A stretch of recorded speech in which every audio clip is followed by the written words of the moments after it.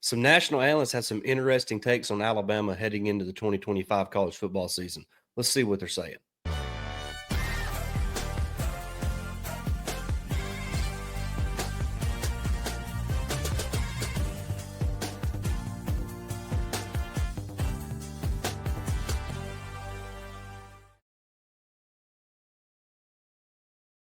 Welcome back into another episode of Tide Talk Live, powered by the Believe Network. I'm your host, Stacey Blackwood, riding solo today as Jake is busy, but wanted to get this episode out. We're going to be looking at some interesting takes from some of the biggest national analysts in college football and what their thoughts are on Alabama heading into the 2025 college football season. But before we get to that, please make sure you do like, share, and subscribe here on our YouTube channel. We're closing in on 3,000 subscribers, and we would appreciate you helping us reach that goal. We're also free and available on Apple Podcasts and Spotify, or just wherever you find your podcast. You can find Tide Talk Live, and make sure you leave us that 5-star written review there as well. As I mentioned, we're going to be talking about some national analysts and what they're saying about Alabama and kind of where they have them ranked in their way too early preseason rankings as we're sitting here in early May. Before the college football season even gets started in late August. So we're going to look at a couple of those. We'll be looking at Andy Staples of On3 and his top 25 rankings.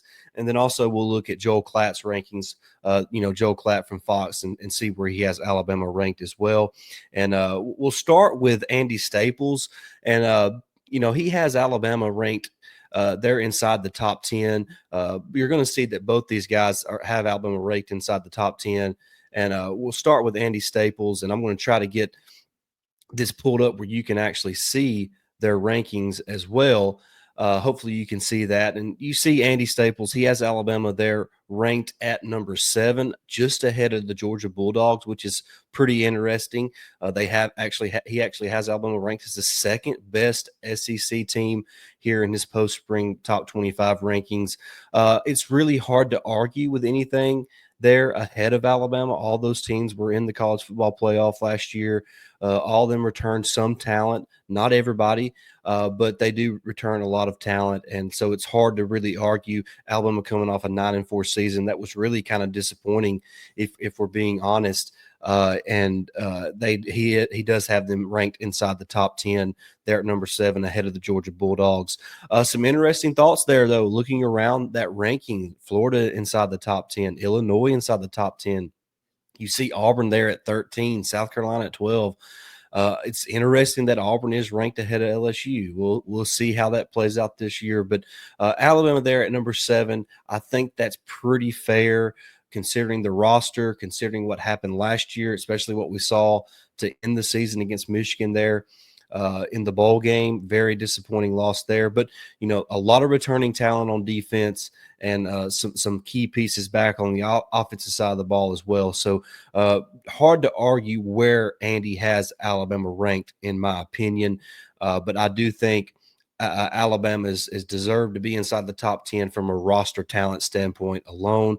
And Kalen DeBoer does have a great track record as a head coach. So really hard to argue where he has the Crimson Tide ranked. Would love to see what you guys think of Andy's top 25 rankings there. So make sure you jump in the comments and give us your thoughts there. Give us your thoughts on what you think Alabama needs to prove here in 2025 as well, because there's some question marks. I'd love to hear what you're questioning the most about this team going into the season, and just kind of get everybody's idea of where they're at on the Crimson Tide here in 2025. Next, we're going to look at Joel Klatt. Joe Klatt, a well-respected guy from Fox. He always joins Gus Johnson for their big noon kickoff games there on Fox. Does a great job for those guys. He has Alabama ranked there at number 9, behind Texas of the SEC, behind LSU of the SEC, behind Georgia of the SEC, which I find really interesting. I can understand the Texas standpoint, but Alabama being ranked behind LSU and Georgia is a little surprising to me. This is 2 teams that Alabama beat last year. For 2 quarters, Alabama dominated Georgia. For 4 quarters, Alabama dominated LSU. So that is a bit surprising. I know you can't just take what happened last year, but I think that does have to account for something. And Joe actually went to a little explanation of where he was at with Alabama. He mentioned that he struggled with ranking Alabama because there's some uncertainty at quarterback. He was not sure what Alabama was going to do there. He knows that Ty Simpson is the leader right now going into the summer, and his Alabama is going to enter the fall camp here in a couple months. But he mentioned those questions. He thought DeBoer would be better in year one at Alabama than what Alabama was. Of course, he was able to see Alabama early on in the season in that week 3 matchup against Wisconsin when Alabama traveled to Madison, Wisconsin, and really just dominated the Badgers there at Camp Randall, and Joe Klatt was on the call there, and I think he saw Alabama there. He saw what Jalen Milroe was there at the early portion of the season, and he thought that would kind of continue through the remainder of the year, and it just didn't happen that way. And so I think Joel was a little uh, taken back by the way Alabama kind of finished the season, losing to Vandy, losing to Oklahoma, and then also the way they looked against Michigan in the bowl game. So I think he has some trepidation about what Alabama could potentially be. But then he goes on to say that all the returning talent on the defensive side of the ball, whether it's Tim Keenan, you look at Deontay Lawson, you look at LT Overton, all the talent that is returning on defense, plus some key pieces on offense and Ryan Williams and Jeremy Bernard, Caden Proctor, Parker Brailsford, Jaden Roberts. There's plenty of talent returning on the offensive side of the ball. So Alabama did creep inside his top 10 at number 9 there. So I think that's fair. I think inside the top 10 for Alabama is fair, in my opinion, because there is some uncertainty at quarterback. I'm a believer in Ty Simpson, but I can understand where other people would have some reservations on Alabama because of the quarterback question marks there as well. Now, a key thing here, just looking at some things as well. Klatt is also pretty high on the Florida Gators going into this season. You see there he has Auburn ranked inside the top 25 as well, which is interesting. Here's where I'm at on Auburn, just real quick. Auburn 5-7 last year. Have not had a winning season since the Gus Malzahn era, so I think that's 5 seasons ago. So I struggle to be too optimistic about Auburn. I know they've recruited better under Hugh Freeze, but let's be honest. Hugh Freeze has 2 losing seasons at Auburn, and his last losing season as the Ole Miss, or his last season as the head coach at Ole Miss, was also a losing season. So his last 3 years as a head coach within this conference are all losing seasons. So I get that they're recruiting better, but the proof is kind of in the pudding. Now, Auburn could prove me wrong. I think they have plenty of talent to prove me wrong, and we'll talk more about that as the summer progresses, as we kind of take a deeper dive into each program within the SEC. But in terms of Alabama, I think anywhere inside the top 10 you have to be pleased with, considering they went 9-4 last year, didn't end the season the best way, and that poor performance against Michigan in the bowl game, especially on the offensive side of the ball. But you bring in Ryan Grubb, you have a more natural quarterback in Ty Simpson in this year. So the offense is going to look more traditional in a sense.